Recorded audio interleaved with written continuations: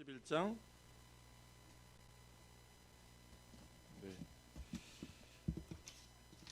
주보가 지난주 주보가 올려져 있어서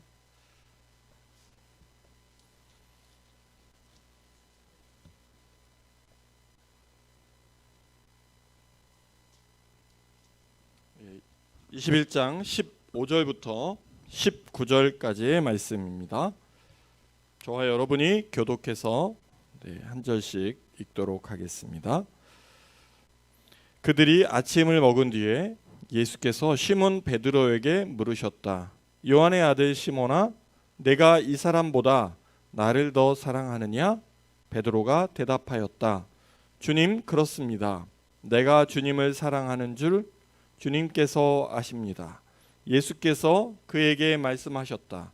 내 양떼를 먹여라.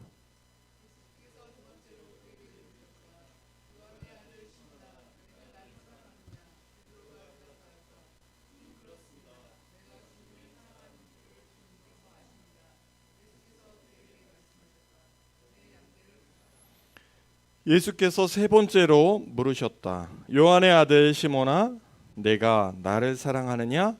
그때 베드로는 내가 나를 사랑하느냐 하고 세 번이나 물으심으로 불안해서 주님께서는 모든 것을 아십니다.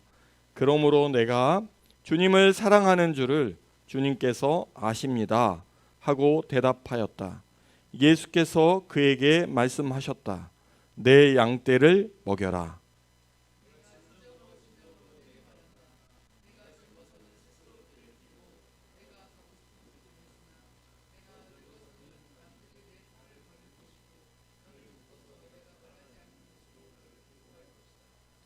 함께 읽겠습니다.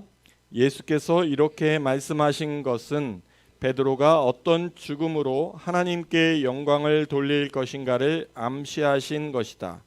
예수께서 이 말씀을 하시고 나서 베드로에게 나를 따라라 하고 말씀하셨다. 아멘.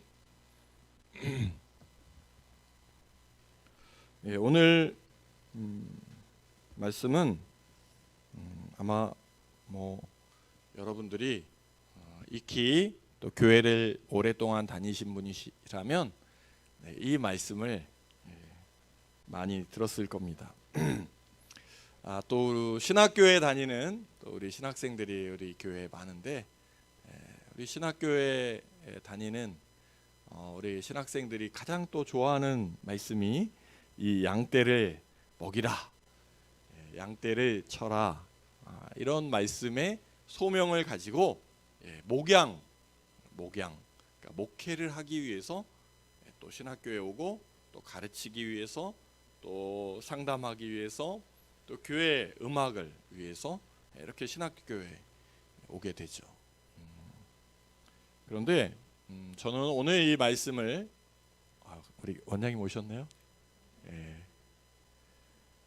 말씀을 들으면서 또 말씀을 준비하면서 또 우리에게 주신 새로운 계획들, 또 새로운 비전들, 또 우리 삶 가운데 주실 은혜들을 또 함께 생각해 보았습니다.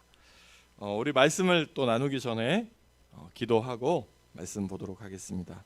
하나님 감사합니다. 우리에게 오늘 귀한 말씀을 허락하시고 또 말씀을 나눌 수 있는 은혜를 주신 것을 감사합니다. 이 시간에 성령님이 이 자리에 임재하시고 또 우리의 마음 가운데 좌정하시고 우리의 마음의 중심에 오셔서 우리의 마음을 다스리시고 우리의 마음이 하나님을 향할 수 있는 겸손하고 진실한 마음이 될 수 있도록 함께하여 주시고 또 우리의 예배를 받아주시고 또 우리의 소득의 일부를 하나님께 드린 예물을 주님 받아 주시옵소서. 우리의 삶의 터전을 지켜주시고 또 어려운 공궁에 있는 우리 공동체 식구들이 있다면 주님 그 생업이 속히 다시 일어날 수 있도록 주님 지키시고 붙잡아 주시옵소서.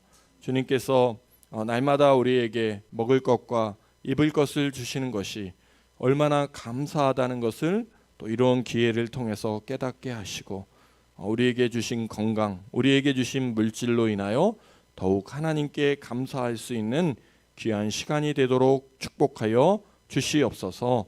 감사드리며 사랑 많으신 예수님의 이름으로 기도했습니다. 아멘. 네, 오늘 본문 말씀은 반복되는 이야기가 3번씩이나 나옵니다. 예수님께서는 시몬 베드로에게 내가 나를 사랑하느냐? 라는 질문을 3번씩이나 하시고 재차 이렇게 확인하십니다. 성경에 많은 내용들이 있지만 어떤 이런 하나의 주제를 가지고 내가 나를 사랑하느냐? 네, 제가 주님을 사랑합니다. 또 다시 이렇게 3번이나 이렇게 질문을 하신 경우는 그렇게 많지 않아요. 그래서 이 말씀이 또 중요하고, 또 이 말씀이 중요한 것은 이제 요한복음의 이제 마지막 장이에요. 그리고 예수님이 부활하시고 제자들에게 나타나셔서 오늘 요 본문 앞절에 보니까 21장 14절에 보면 예수님이 3번째로 제자들에게 나타나신 사건이에요. 그리고 이제 예수님은 이제 제자들과는 이제 빠이빠이, 이제 하늘로 승천하시고 더 이상 제자들을 마지막으로 이제 제자들에게 하실 말씀의 기회도 없는 상황이죠. 그러니까 임종을 앞둔 부모가 정말 마지막으로 간절하게 자녀들에게 해주는 그런 유언과도 같은 그런 말씀이라고 볼 수 있어요. 그러니까 어떤 순간에 이제 더 이상 너를 만날 수 없다. 그리고 너에게 당부하고 싶은 이 이야기다. 이런 말씀들로 생각할 때 오늘 이 말씀의 의미가 얼마나 크고 또 우리에게 주시는 은혜가 크다라는 것을 또 깨닫게 됩니다. 저는 왜 예수님께서 많은 제자들이 있지 않았습니까? 갈릴리에 갔을 때 또 많은 제자들이 함께 그 자리에 함께 했는데 왜 유독 시몬 베드로에게만 이 말씀을 주셨을까? 라는 궁금증이 생겼습니다.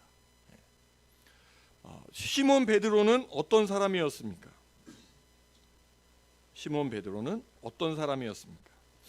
시몬 베드로는 예수님의 수제자였습니다. 예수님의 수제자였어요. 예수님의 수제자였지만 그는 상당히 그 다혈질적인 성격의 사람이었습니다. 그래서 아주 성격이 와일드하고 터프하고 또 고기를 잡는 어부였어요.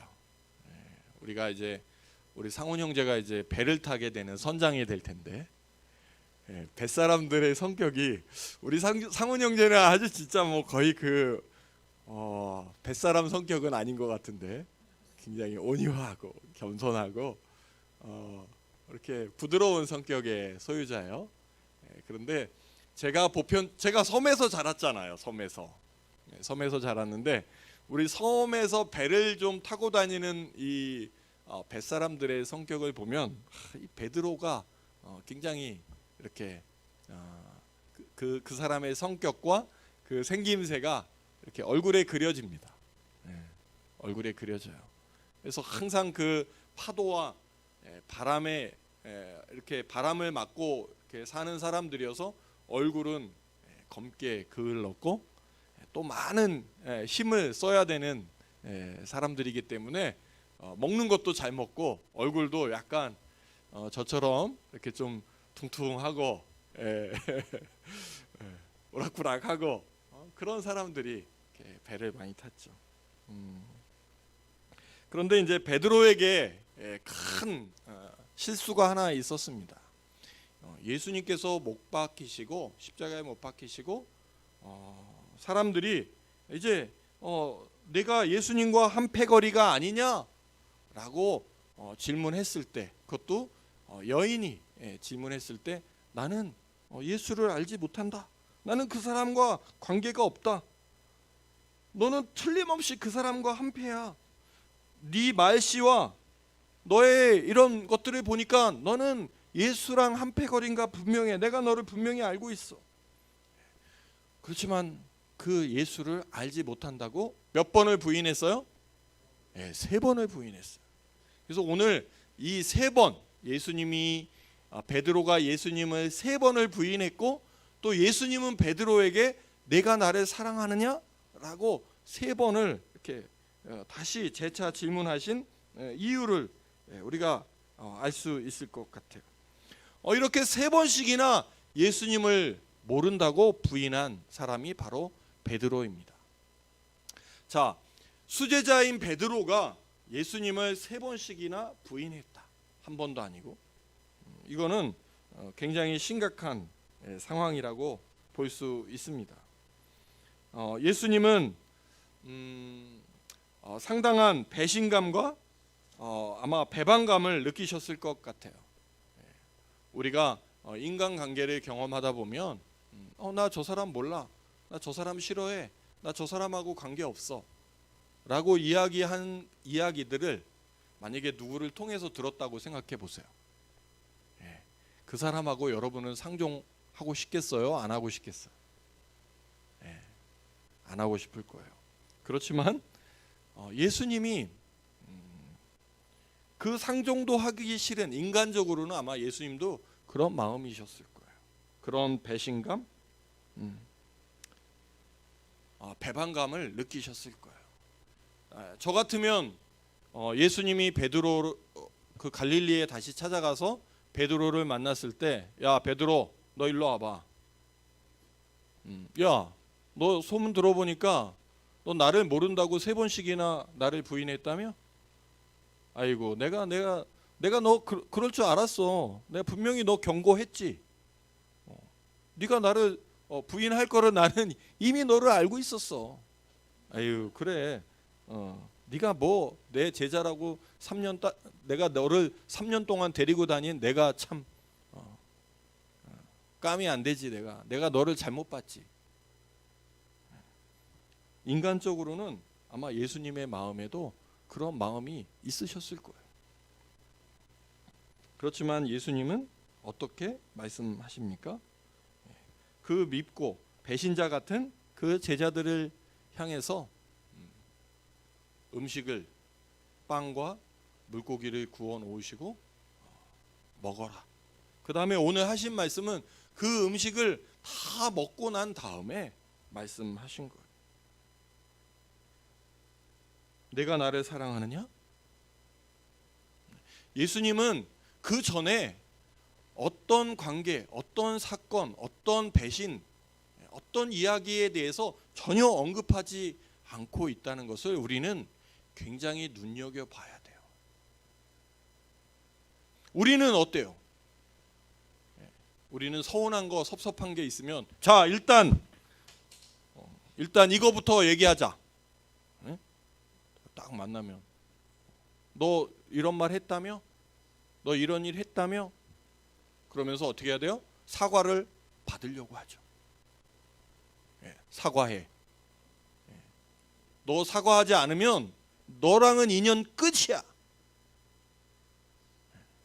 그리고 이게 우리가 생각하는 인간관계의 기본이라고 우리는 생각하고 배웠는지 습득을 했는지. 그런데 예수님은 그렇게 하지 않으셨던 거예요. 오히려 예수님은 내가 나를 사랑하느냐? 라고 그동안의 감정, 그동안의 배신감은 다 밑에 깔아놓으시고 말씀하시는 거예요. 우리들이 생각할 때 이런 말들을 많이 합니다. 한 번 배신자는 영원한 배신자. 한 번 배신한 사람은 또 배신한다. 이렇게 이야기하죠. 하지만 예수님 베드로를 향해서 사랑하느냐? 베드로는 주님 그렇습니다. 내가 사랑하는 줄을 주님께서 아십니다. 알기는 뭘 안다는 거야. 한 번 배신자는 영원한 배신자. 여러분, 우리는 예수님께서 어떻게 상처를, 어떻게 관계를 회복시키시는지를 오늘 이 말씀을 통해서 잘 봐야 돼요. 예수님께서는 베드로의 잘못을 따지지 않으셨어요. 이전의 만남에 대해서, 베드로가 한 행동에 대해서 다시 되묻고 어떤 상처를 다시 끄집어내지 않으셨다는 것을 우리는 잘 봐야 해요. 주님의 넘치는 긍휼이 없었다면 예수님과 베드로의 관계는 회복이 이루어지지 않았을 것입니다. 예수님은 베드로에게, 예수님은 제자들에게 다시 찾아오지 않았을 것입니다. 우리가 직장 생활을 해보잖아요. 그러면 한 번 관계가 끊긴 사람하고 직장을 떠난 사람은 다시 되부르지 마라. 그게 조직 관리자들의 아주 기본적인 통념이에요. 왜냐하면 한 번 싫어서 떠난 사람을 왜 다시 부르냐? 근데 예수님은 그 떠난 배신자들에게 다시 찾아가셨고 그들의 잘못을, 그들의 상처를 끄집어내지 않으셨다는 거에 대해서 우리는 한 번 더 생각해 봐야 돼요. 그것뿐입니까? 예수님은 그 배신자 베드로에게 내 양떼를 먹여라, 그런 사명을 다시 주신다는 것에 대해서 알아야 돼요. 그 배신하고 떠난 사람을 불러서 다시 일을 시키는 거예요. 다시 일을 맡기는 거예요.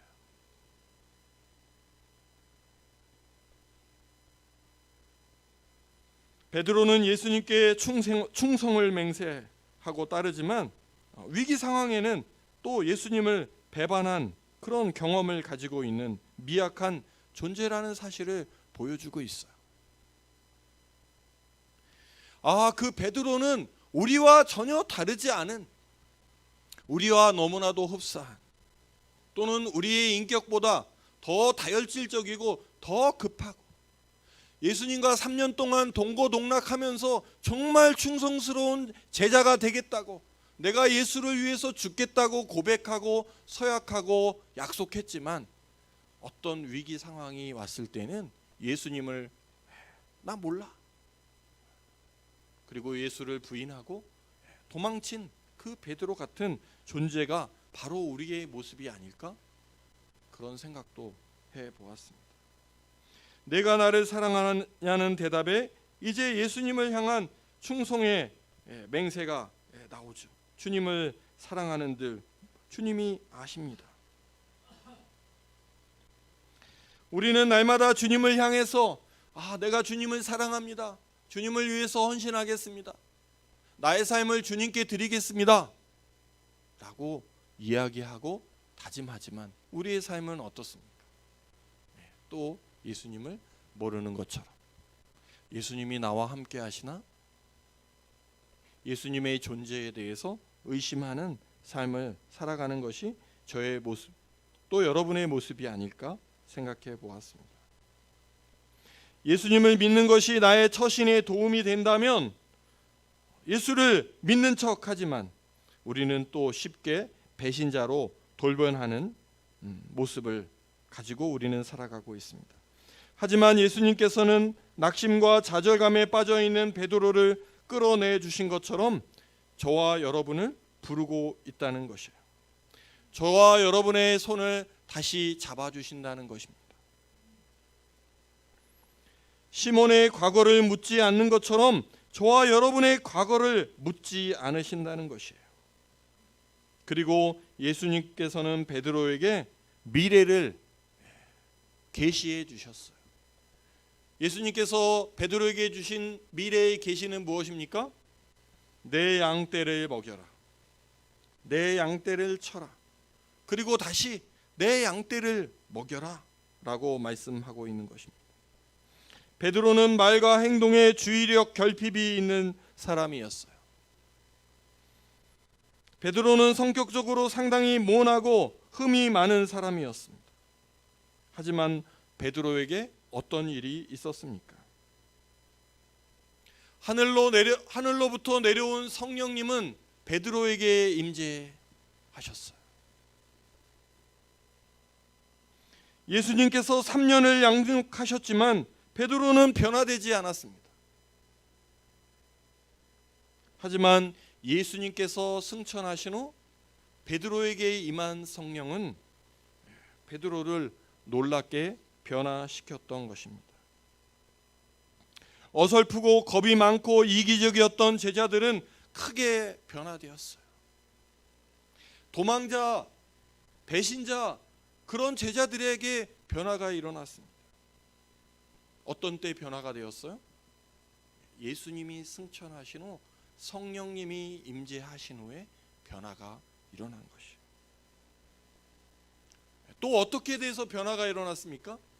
예수님께 배운 것을 삶의 현장에서 실천할 때 변화가 일어난 것입니다. 가르치다 보면 깨달음이 있는 것이에요. 저의 삶도 보면, 또 저의 가정도 보면, 저희 부부의 관계도 보면, 목회를 하기 전 2017년 1월 전과 후로 나눠지는 것을 볼 수 있어요. 여러분의 삶이 이전과 이후로 나눠지는 것을 저는 본다면, 여러분들이 가르침의 자리에 섰을 때 여러분의 삶은 가르치는 순간과 배우는 자리, 그 차이부터 저는 난다라고 생각해요.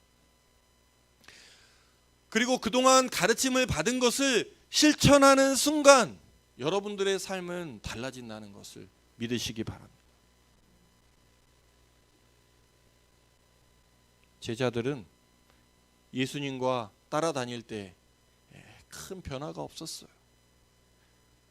누가 높은 사람이냐, 누가 앞으로 예수님의 높은 자리에, 예수님이 권력을 잡으시면 높은 자리에 앉을 것인가에 대한 관심만 있었던 사람들이에요.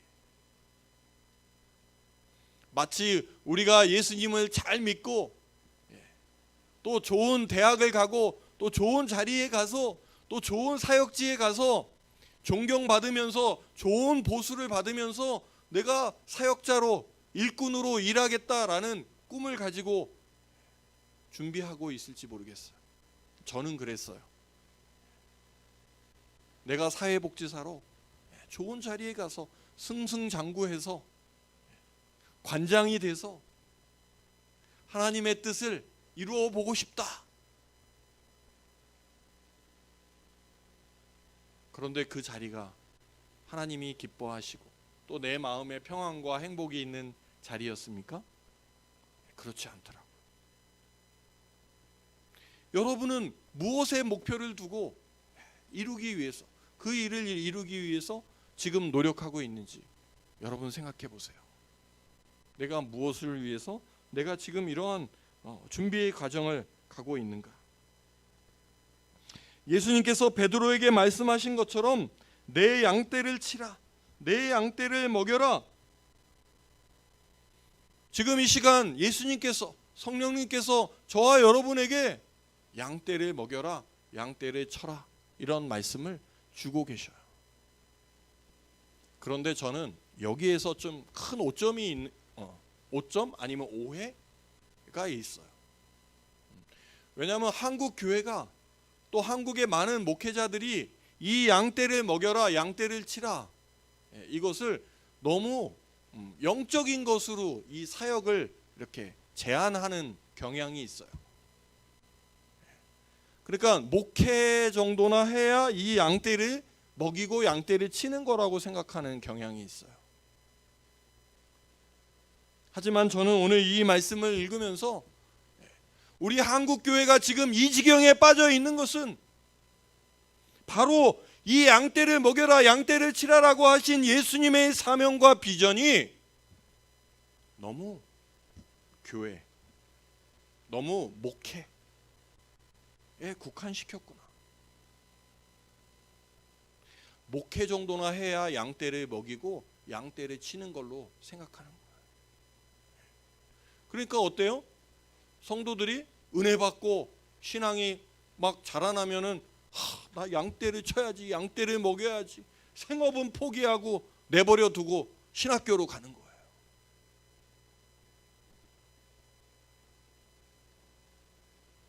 여러분, 예수님은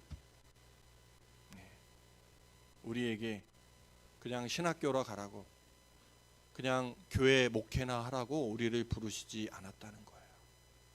우리의 삶의 현장, 우리가 살아가는 그 자리가 바로 목양의 자리예요. 그 자리가 바로 양떼를 치고 양떼를 먹이는 것이에요.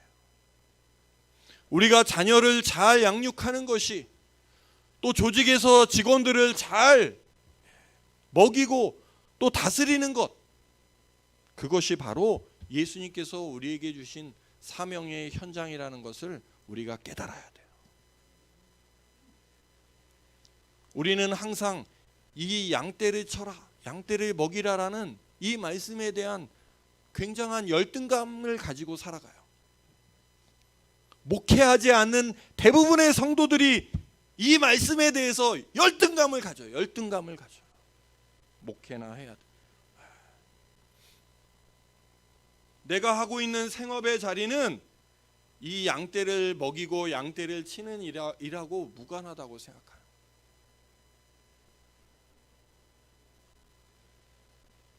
제가 인터넷에서 찾아봤어요. 양떼를 먹여라 쭉 봤어요. 네이버를 보니까 데레사 수녀가 또 딱 나오는 거예요. 데레사 수녀가 어떤 이야기를 했냐? 먼저 먹여라. 먼저 먹여라. 여러분, 모든 관계의 처음은 뭘로 시작해요? 먼저 먹는 거예요. 먼저 먹는 거예요. 먼저 먹는 거예요. 우리 건호 형제 아버님도 이렇게 사업하고 거래처랑 식사를 자주 하시죠? 지난번에도 제가 회식하느라고 좀 건호를 데리러 좀 늦게 갈 것 같습니다 그러시더라고요. 그래서 우리 건호 아버님이 사업을 잘 하시는 거예요. 오늘도 또 뭐 과일을 사오셨어요, 아버님? 누가 사오셨어요? 참외를 한 봉투 사오셨어요. 이게 먹이는 거예요, 먹이는 거.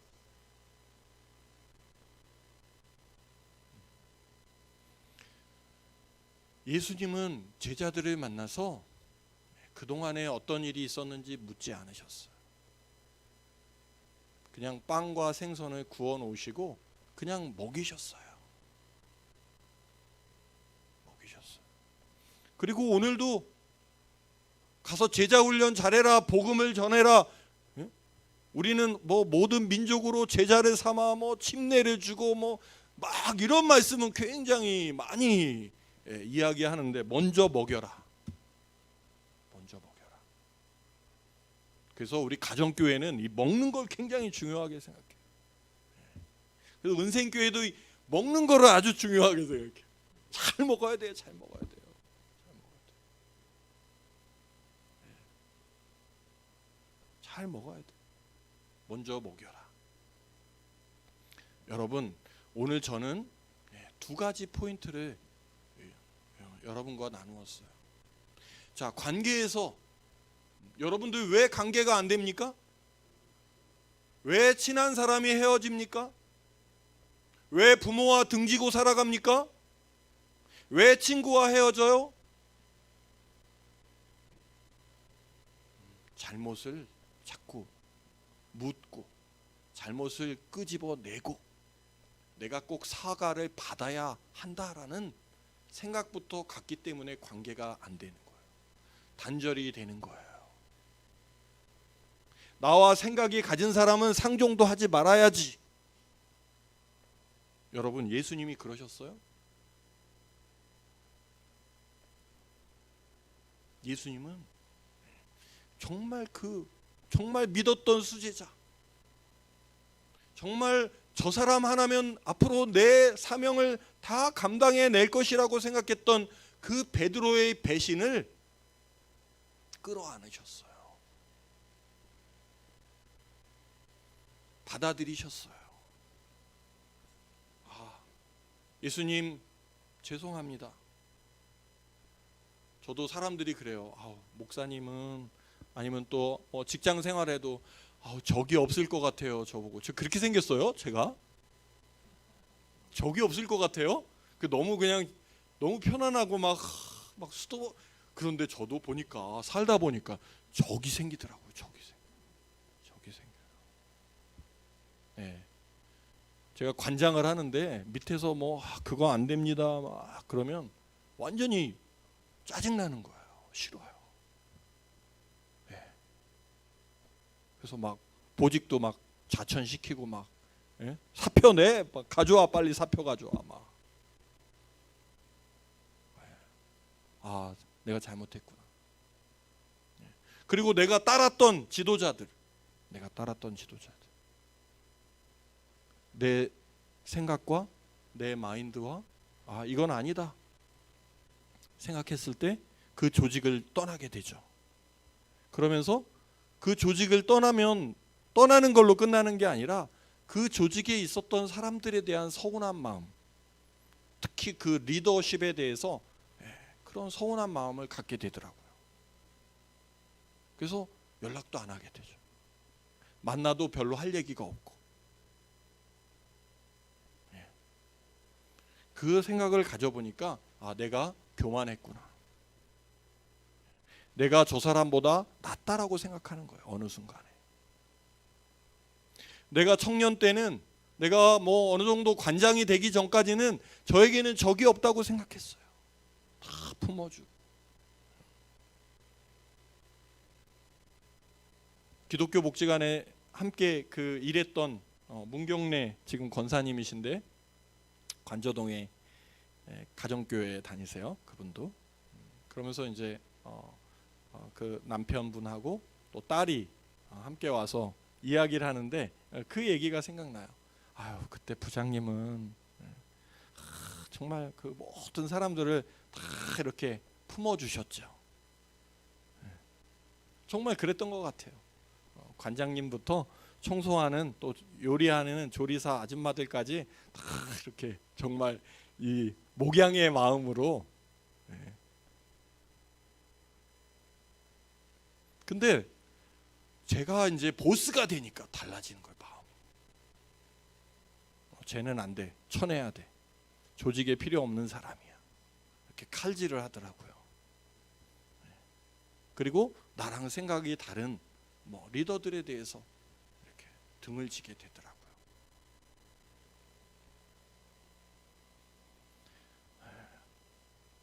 그러면서 이제 많은 사람들과 제가 대화를 나눠보면 자꾸 관계의 선을 분명하게 그어요.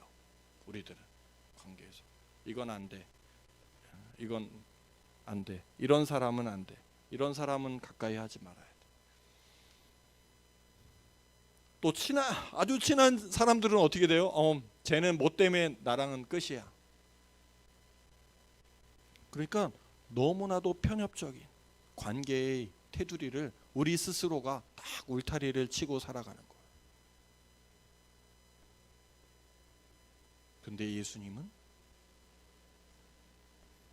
모든 배신, 모든 상처, 그동안의 모든 아픔들, 그동안의 배신감들을 끄집어내지 않으셨다는 것을 우리는 이 시간에 배워야 해요.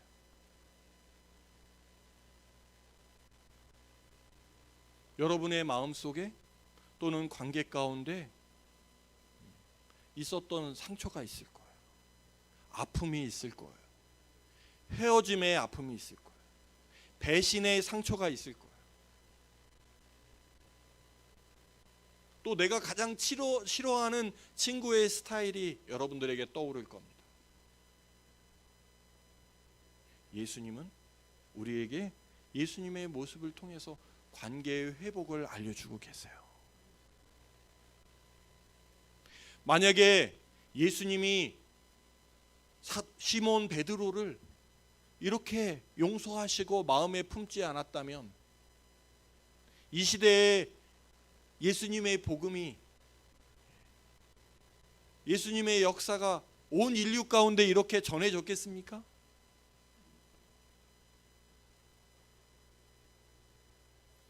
예수님께서는 우리들에게 너무나도 많은 것을, 달란트를 주셨어요. 그런데 우리가 관계를 자꾸 끊어, 단절시켜. 관계를 맺지 않아. 이래서 싫어, 이래서 싫어, 이래서 안 돼.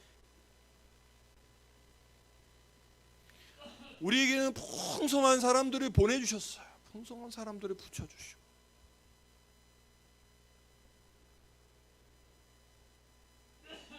그런데 나랑 생각이 좀 다른 사람하고는 이야기도 하지 않으려고 해요. 나보다 좀 못한 사람하고는 바로 깜보죠.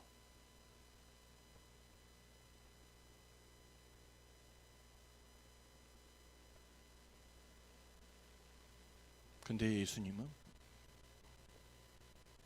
가장 믿었던 그 사람, 베드로가 배신자였지만 다시 받아들이신 거예요. 우리는 매일매일 관계를 하면서 정말 저 사람은 정말 아니라고 생각했던 그 사람까지 마음으로 받아들여주고 용서해주고, 어제까지의 일은 끝이야. 그리고 새로운 오늘의 관계로 회복하는 그 마음을 예수님께서 우리에게 보여주셨다는 것이에요. 그래서 그 배신자, 가장 큰 배신자를 가장 큰 일꾼으로 만드는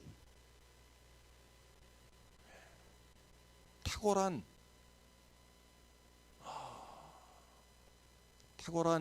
그 사람을 쓸 줄 아는, 또 사람을 세울 줄 아는, 또 그 사람을 통해서 예수님의 과업을 맡기시는 그 역할들을 해내셨다는 것을 우리가 봐야 돼요.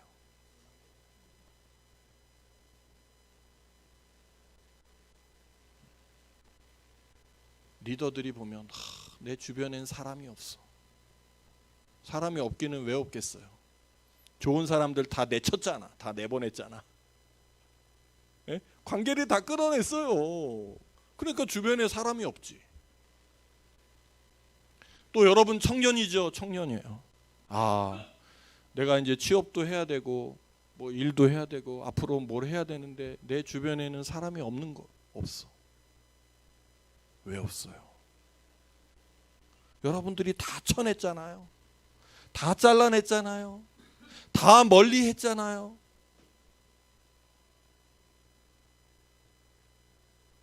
저 사람은 필요 없어. 저 사람은 노인이야. 저 사람은 장애인이야. 저 사람은 고지식한 목사야. 다 잘라내. 다 잘라내. 저 친구는 나랑은 별로 코드가 안 맞아. 생각이 안 맞아. 다 잘라내. 다 잘라. 없어. 예? 나무가 가지가 있어야, 병든 가지라도 붙어 있으면 딱 또 역할을 하는 거예요. 그죠? 새들이 병든 가지 그거 꺾어다가 둥지를 만들잖아요. 그죠? 삭쟁이를 떨어진 거 갖다가 둥지만 다 쓸모가 있어요.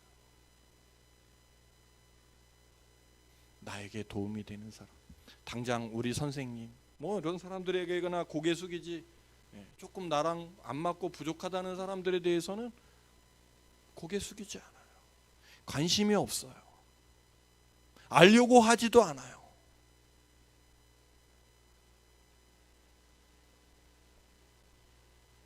저는 우리 공동체 안에서도 서로 관심이 좀 많았으면 좋겠어요. 잘 지냈니 그동안? 응? 안부를 묻고 어떻게 지냈어? 뭐 지난주에 아팠다며. 응? 막 그런 이야기들로 제잘제잘 하다 보면 이런저런 또 이야기들이 나오는 거잖아요. 제가 이런 게 힘들어요. 이런 어려움이 있어요. 자, 우리 모이자. 목장 모임에 와라. 그러면 와야지. 와서 열심히 먹어야지. 먹고 뭐해요? 얘기하잖아요. 어떻게 지냈어요? 일주일 동안 뭐. 그러면서 어떻게 돼요? 관계가 형성이 되죠. 관계가 형성. 여러분, 사업도 잘 하시려면 잘 먹여야 돼요. 아니, 사장들이 하는 일이 뭐예요? 사장들이 하는 일이 뭐예요? 맨날 다니면서 먹이는 거예요. 사 먹이는 거예요. 거래처 가서 먹이는 거예요. 세상 말로 하면 맨날 그냥 술 먹잖아. 맨날 술. 맨날 술. 그 관계를 연결하기 위해서 먹죠. 근데 술 먹으라는 얘기가 아니라, 자, 그러면 우리에게 주신 이 먹이라는 이 사명을 우리는 어떻게 연결시키고 관계를 이루어 갈 것인가?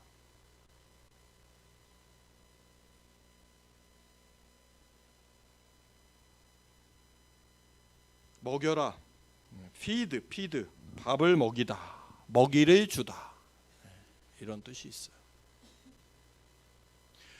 그래서 나에게 주신 이 은생 공동체가 정말 나는 딱이다.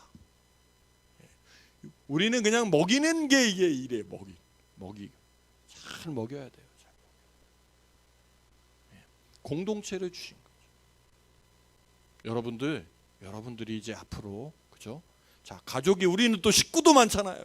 식구들도 잘 먹여야 되지. 요즘엔 자녀들이 부의 상징이라고 그래요. 우리는 4명씩이나 돼. 먹일 사람이 많아요.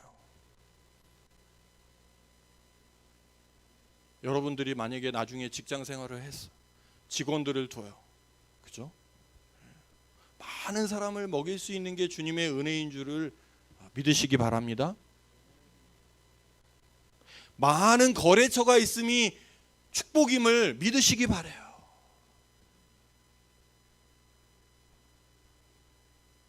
내 양을 쳐라.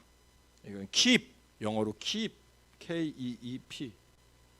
양들을 보호하고 보살피는 거예요. 새끼를 기르는 거예요.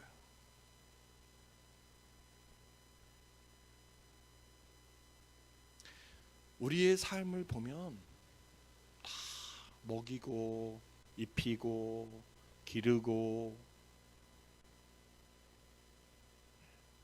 그래서 저는 우리 공동체에 실습 오는, 자원봉사 오는 우리 학생들에게 요리를 다 가르칩니다. 요리를 가르쳐요. 다 식당으로 불러드립니다. 썰어, 씻어, 이렇게 볶아. 이 먹이는 훈련을 하는 거예요. 먹이는 훈련. 물론 매주 나가서 우리가 초창기에는 저기 동네 청국장 가서도 먹고 뭐 장동묵집 가서 주일날 점심을 먹었어요. 근데 해 먹이는 거, 이렇게 만들어서 먹이는 것보다 한 5배의 비용이 들어가요. 5배의 비용이. 그러니까 여러분들이 음식을 할 수 있다는 것은 한 명 초대할 거를 5명을 초대할 수 있는 거예요. 똑같은 비용으로 더 많은 사람들을 대접할 수 있는 것이죠. 또 식당에 가서 사 먹이는 거하고 우리 집에 초대해서 먹이는 거하고 관계가 달라지죠. 관계 형성이 달라져요. 남의 집 앞마당에 가서 고기 구워 먹는 거하고 우리 집 앞마당으로 사람을 초대해서 밥을 해주는 거하고는 관계의 질이 달라요.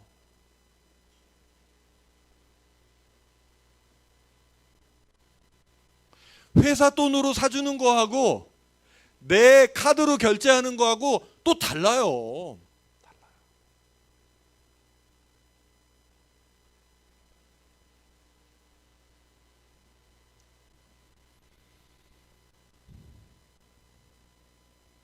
자, 가정교회는 어떤 교회입니까? 가정에서 먹을 것을 나누고 또 교제하고 또 그 안에서 선교하고 그런 교회예요. 가정교회를 제가 소개받으면서 가정교회는 어렵지 않다. 어렵지 않다. 제가 목회를 해보니까 어렵지 않아. 너무 재밌어. 처음에는 이 설교도 되게 힘들었거든요. 근데 설교도 이제 어렵지 않아요. 이제 좀 뭔가 알겠어요. 이런 이야기를 나누고 이런 은혜를 나누면 어렵지 않죠? 지루하지 않죠? 오늘 조는 사람도 없네. 조는 사람도 없어요. 여러분, 우리가 예수님을 믿는다는 거는요, 그냥 이렇게 찌질한 게 아니에요. 찌질한 게 아니에요. 어마어마한 거예요, 여러분. 여러분의 관계가 엄청 풍성해져요. 여러분이 무슨 일을 하든지 그 안에서 막 힘이 나고 막 역사가 일어날 수 있는 오늘 힌트가 이 안에 들어있어요. 내 양을 먹여라. 자, 우리가 관계에서 이제 두 가지 오늘 말씀드렸어요. 첫 번째, 어떻게 하라고요? 그 사람의 잘못을 물어요? 캐요? 사과 받아요? 아니에요. 묻어두는 거예요. 끝이에요. 자, 그 다음 두 번째 어떻게 해야 돼요? 먼저 먹여라. 먹여. 그죠? 건호 아버님? 네. 건호 아버님 거래처 잘 먹이세요. 네. 먹여. 잘 먹여야 돼. 자꾸 먹여. 친구들과 자꾸 나눠야 돼요. 제가 대학교 다닐 때 잘한 거는 우리 후배들, 우리 친구들 잘 먹인 거밖에 없습니다. 공부는 잘 못했습니다, 제가.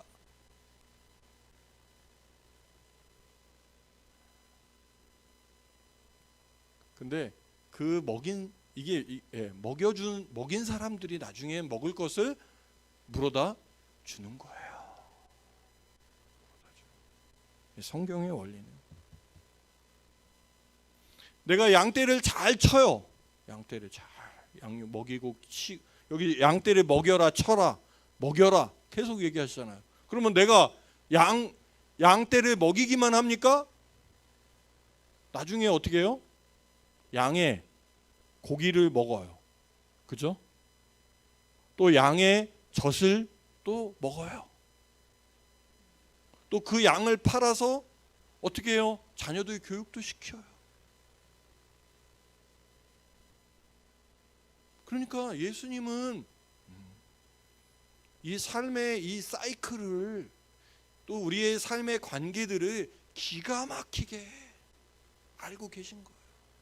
우리가 이 땅에서 풍성하게 살아갈 수 있는 방법을 이미 가르쳐 주신 거예요. 어제는 우리 후배 목사님이 다녀갔어요. 그저께는 또 우리 사회복지하는 후배가 찾아왔어요. 이 얘기를 해줬어요. 이 얘기를 해줬어요. 빨리 시작해라. 먹여라. 너에게 주신 은사와 달란트가 있잖아. 먹여. 가만히 있지 마. 밥해 먹여.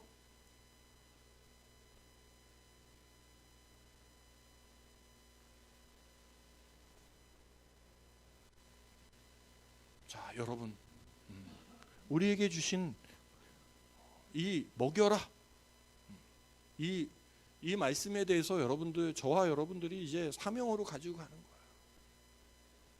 이제 앞으로 우리가 어떻게 해야 돼요? 나랑 원수된 사람들, 나랑 등진 사람들 찾아가요. 만남을 소중하게 생각하세요. 만남을 소중하게 생각하세요. 제가 이제 페이스북 얘기를 자주 하는데, 제가 한 4,500명 되잖아요, 친구가.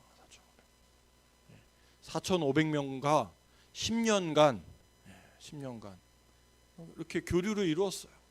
그러니까 4,500명이 제가 10년 동안 어떠한 길과 삶을 살아왔는지를 다 알아요. 그러니까 지금은 그 사람들이 빵도 사주고 커피도 사주고 또 후원도 해주고, 우리 여기저기 건조기도 그냥 사주고 컴퓨터도 사주고, 필요하다고 올리면 막 돈이 막 팍 들어오더라고요. 세상에 주문이 들어오고 10년 동안 제가 삶을 나누고 먹이고 인간적으로도 이런데요, 여러분. 영적으로는 얼마나 우리가 더 기도해주고 더 격려해주고 돈 드는 거 아니잖아요. 그래요. 내가 너를 또 축하해주고 생일날 뭐 초등학교 요즘엔 막 카톡에 다 뜨잖아요. 생일 축하해 이렇게만 하면 안 돼. 그죠? 선물도 좀 보내주고 커피 한 잔 기프트콘이라도 탁 싸주고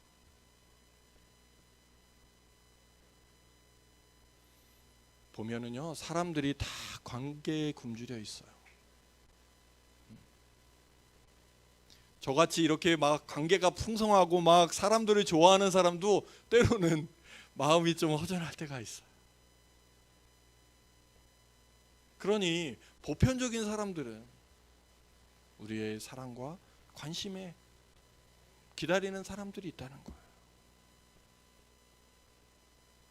오늘 예수님께서는 먹여라. 먼저 먹여라. 내 양떼를 먹여라. 양떼를 쳐라.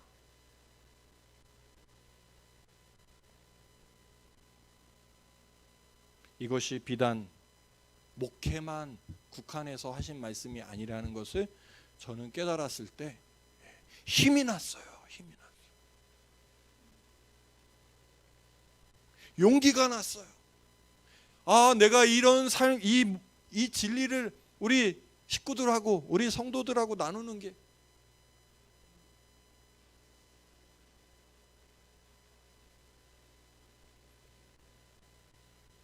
우리는 이미 예수님께서 가르쳐 주신 풍성한 삶의 은혜를 자 이제 어떻게 해야 돼요?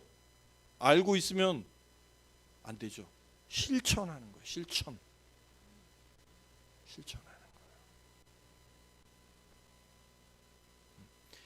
실천할 때 어떻게 됐어요? 배신자 베드로가 사도가 된 거예요. 사도가.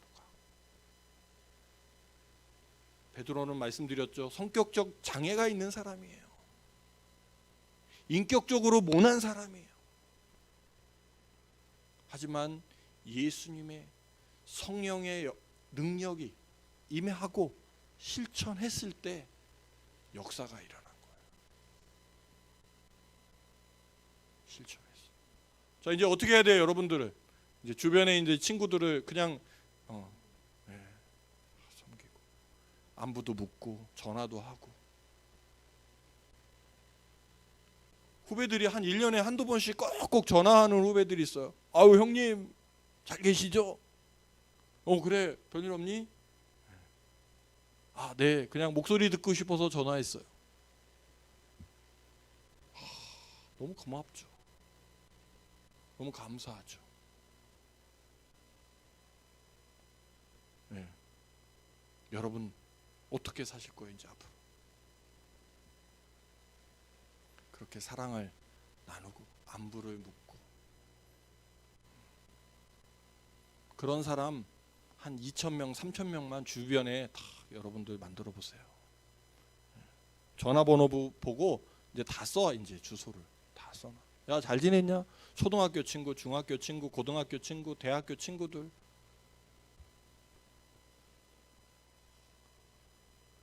얘는 이래서 싫고 얘는 이래서 끝이고 얘는 이렇게 하지 마세요.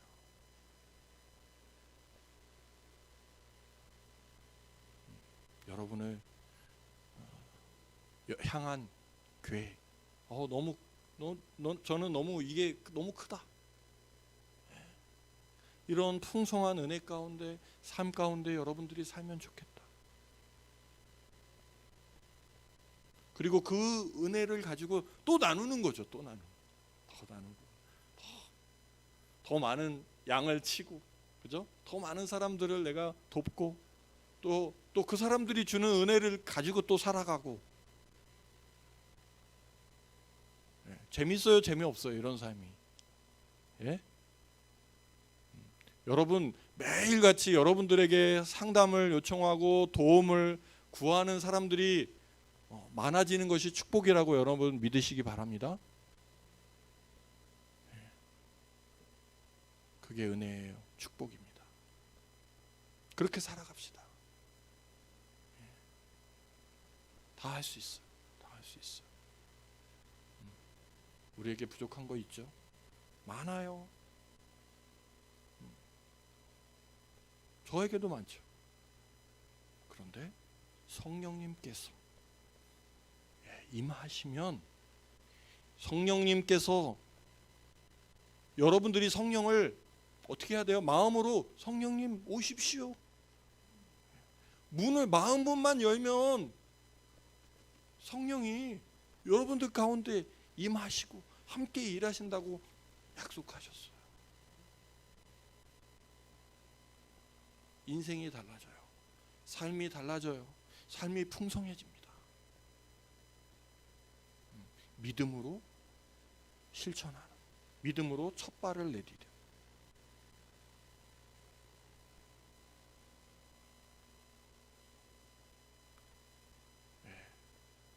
여러분들 마음에 어려움들이 있으시죠? 관계에 어려움이 있잖아요. 왜 저거밖에 안 되지? 왜 저렇게 하지? 왜 안 되지? 왜 안 따라오지? 저도 지난주에 그런 일들이 많았어요. 나는 막 귀한 거라고 막 초청을 했는데 안 와. 카톡도 안 보내. 모른 척해. 아이씨, 완전히 열받아 버리는 거야. 너는 끝이야 이제. 상종도 안 해. 내가 너 불러줄 줄 알아? 그런 마음이 생기더라고요. 근데 이런 마음이 얼마나 우리들의 마음에 있어요. 우리 건호 아버님은 내 그 현장 내 다시는 안 간다. 내 불러줘도 안 간다. 내 거기. 이러다 보면 그죠, 마음에 안 드는 현장들이 있거든요. 막 작업하기 어려운데 막, 그리고 막 돈도 깎고 막 돈도 안 주고 밀리고 막 일 시키고 막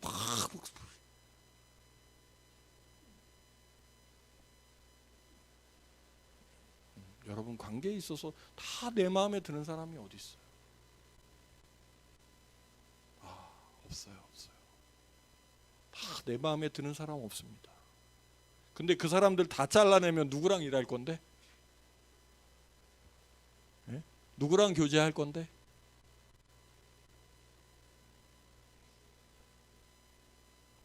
예수님은 가장 배신자를 가장 위대한 후계자로, 사도로, 일꾼으로 사용하셨다는 거. 그래서 용서해 줘야 되겠구나. 다시 불러야 되겠구나.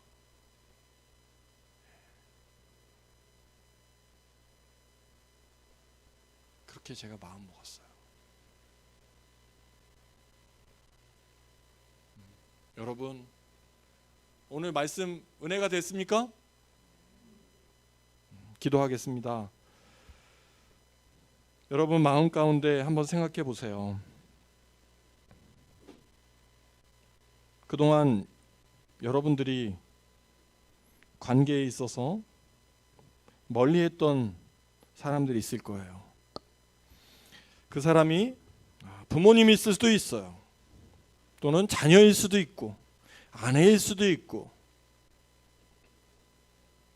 또 거래처일 수도 있고, 내 친구일 수도 있고, 동생일 수도 있고, 형과 누나일 수도 있습니다.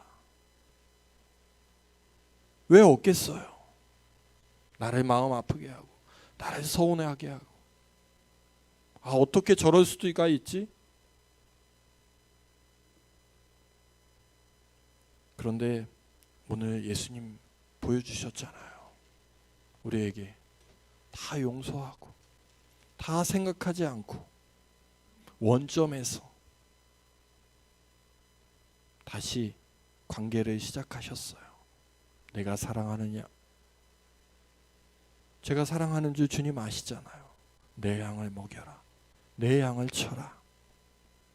말씀하셨어요. 여러분, 우리가 관계를 하다 보면 내 마음에 안 드는 관계들이 너무 많아요.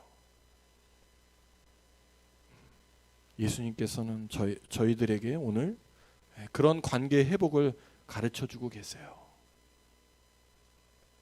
서운하고 정말 만나기 싫었던 그 사람들을 이 시간 떠올리세요. 그리고 예수님 앞에 고백하세요. 예수님, 제가 그 사람들 용서하겠습니다. 다시 사랑하겠습니다. 다시 관계를 회복하겠습니다.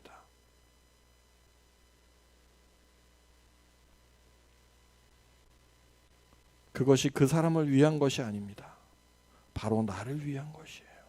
내 삶이 풍성해지고 주님이 주시는 은혜를, 성령의 역사를 내 안에서 이제 이루기 위한 것임을 여러분 깨달으시기 바라요.